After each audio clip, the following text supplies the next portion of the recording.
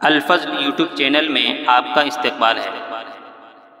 اس channel پر روزانہ قرآن پاک کی ایک آیت تلاوت سماعت ترجمہ اور مختصر تشریح پیش کی جا رہی ہے۔ ویڈیو اپلوڈ ہونے پر نوٹیفیکیشن پانے کے لیے اس چینل کو سبسکرائب کریں اور بیل آئیکن ضرور دبائیں۔ السلام علیکم ورحمۃ اللہ وبرکاتہ۔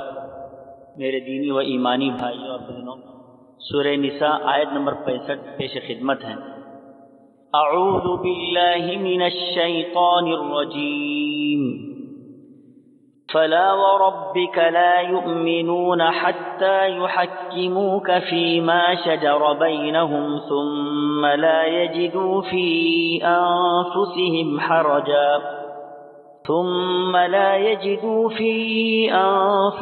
حرجا مما قضيت ويسلموا تسليما۔ سو قسم ہے تیرے پروردگار کی، یہ مومن نہیں ہو سکتے جب تک کہ تمام آپس کے اختلاف میں آپ کو حاکم نہ مانیں، پھر جو فیصلہ آپ ان میں کر دیں ان سے اپنے دل میں کسی طرح کی تنگی اور ناخوشی نہ پائیں اور فرما برداری کے ساتھ قبول کریں۔ حضرات، اللہ تبارک و تعالیٰ نے اس آیت میں حضور صلی اللہ تعالیٰ علیہ وسلم کی عظمت اور آپ کے بلند مرتبے کو ظاہر فرمایا ہے۔ اس کے علاوہ کئی آیات قرآن پاک کے اندر موجود ہیں جس سے آپ کی شان اور عظمت ظاہر ہوتی ہے۔ اس آیت میں حق تعالیٰ شانہ نے قسم کھا کر فرمایا کہ کوئی آدمی اس وقت تک مومن یا مسلمان نہیں ہو سکتا جب تک کہ وہ پوری طرح شرعی احکامات کو تسلیم نہ کرے اور آپ کے لائے ہوئے طریقے پر عمل نہ کرے۔ بعض مفسرین نے اس آیت کے ضمن میں ایک واقعہ بیان کیا ہے اور اس کا شان نزول بتلاتے ہیں۔